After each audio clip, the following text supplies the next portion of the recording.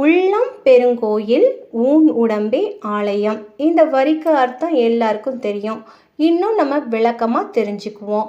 இறைவன் இருக்கும் இடம் கோயில். அந்த கோயில் எவ்வளோ பெரியது என்றால் நம்ம பெரிய கோயில் அளவா? இல்லை. உலகத்தில் உள்ள பெரிய கோயிலின் அளவா? இல்லை. இமயமலை அளவா? இப்படி எந்த இடத்துடனும் ஒப்பிட முடியாத அளவுதான் இறைவன் இருக்கும் கோயில். அப்படிப்பட்ட கோயில் எங்கு உள்ளது? அதை காண எங்கு செல்ல வேண்டும்? எப்படி செல்ல வேண்டும்? பாஸ்போர்ட், விசா, கார், பஸ் எதுவும் தேவையில்லை. ஏன், நீங்கள் நடக்க கூட வேண்டாம். இருக்கும் இடத்தில் உள்ளம் பெருங்கோயில். உன் உள்ளம், உன் எண்ணம், உன் மனது எந்த அளவிற்கு பெரியதோ, வீட்டில் இருக்கும் ஒரு சிறிய பூஜை அறை அளவிலையோ அல்லது நமது தெருமுனையில் இருக்கும் கோயில் அளவிலோ, இல்லை அதை விட பெரியதா என்றால் அதை எப்படி அளவிட முடியும்?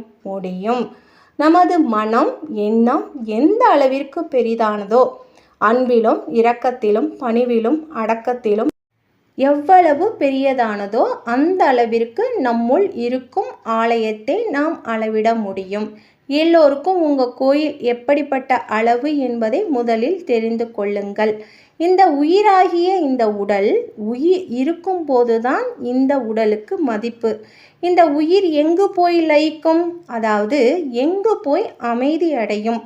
நம்முள் ஒரு ஆலயம் கட்டி உள்ளோம் அல்லவா? அங்கு சென்று அமைதி பெறும். நாம் அமைதி பெறுகிறோமா என்பதை உங்களிடமே விட்டு விடுகிறேன். நன்றி. திருச்சிற்றம்பலம்.